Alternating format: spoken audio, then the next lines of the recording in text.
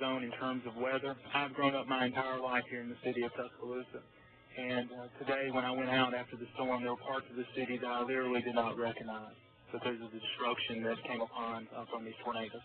And I understand that the governor has, I believe, am I right, the governor has declared a state of emergency, so does that mean you'll be able to get, National Guard and any other assistance that you need at this point? I just spent quite some time with the governor, and he's authorized National Guard units, which will be deployed into the city tomorrow, which will be a big assistance. And he's pledged every resource of the state, including contacting the president for additional resources.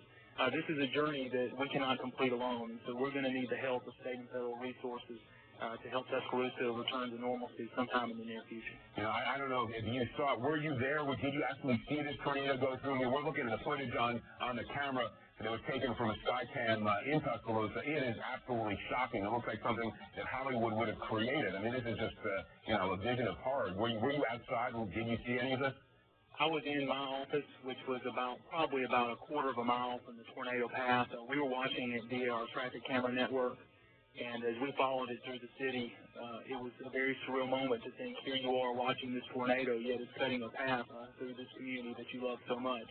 And so, yes, indeed, it was a surreal moment, but now our entire focus is on recovery, and we've got a long road. This will not be an easy process because the destruction is widespread, and I can't, it's hard to describe what I've seen that's happened to Tuscaloosa. Do you hear it, even though you're not in the path of the storm? Do you hear it kind of rumbling through? I mean, describe for us, if you can, the sensation of seeing this tornado or hearing this tornado sort of not far from you, just kind of creating this path of destruction.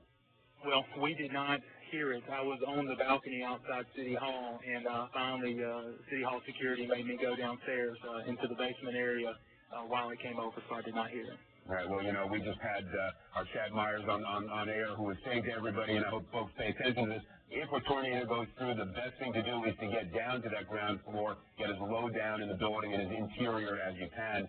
Again, you don't yet have any reports of what the loss of life or injuries have been in the city of Tuscaloosa. We know of one report of a fatality. I'm meeting with my command team at 7:30. Many of the essential services, and you can appreciate this as a former governor, many of our essential services have been hit. So one thing we're having to do is look internally to get the resources, then to get it out externally into our neighborhood and businesses that have been affected by this tornado. All right.